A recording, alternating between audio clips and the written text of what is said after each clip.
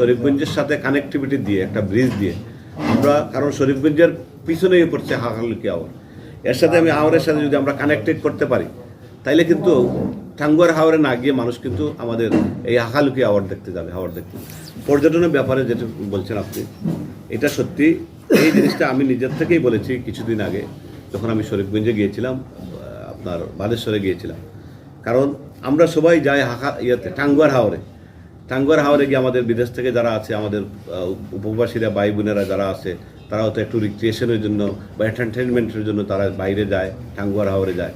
কিন্তু why not, আমরা এখানে যদি হাকালুকিতে সেটা করতে পারি তাহলে এটা তো আমাদের জন্য, এলাকার জন্য উন্নয়ন হবে। আমি নিজের থেকেই সেটা বলেছিলাম। এটা অনেকে আমাকে খুব বেশি অ্যাপ্রিসিয়েট করেছে এবং তারা আমাকে খুবই ভালো বলেছে যে এটা একটা ভালো পদক্ষেপ।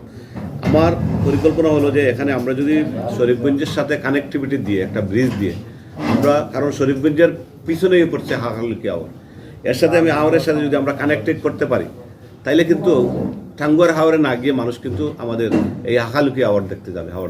এটার জন্য আমরা আমাদের ওই কুশিয়ারা তীরবর্তী যে অঞ্চলটুকু, এটা কিন্তু অনেক ডেভেলপমেন্ট এবং সেটা আমার পরিকল্পনার মধ্যে আছে। অন্তত ওই এলাকাটাকে একটা পর্যটন এলাকা হিসাবে রূপান্তরিত করা। ইতিমধ্যে আমাদের ঢাকা দক্ষিণ ইউনিয়নের আনারস বাগানগুলো জনপ্রিয় হয়ে উঠেছে। আরও কিছু এলাকায় আমাদের দারাবর ওই পাশটা টিলা অঞ্চল, এখানে রিসোর্টের জন্য একটা ভালো একটা এলাকা হয়ে গেছে।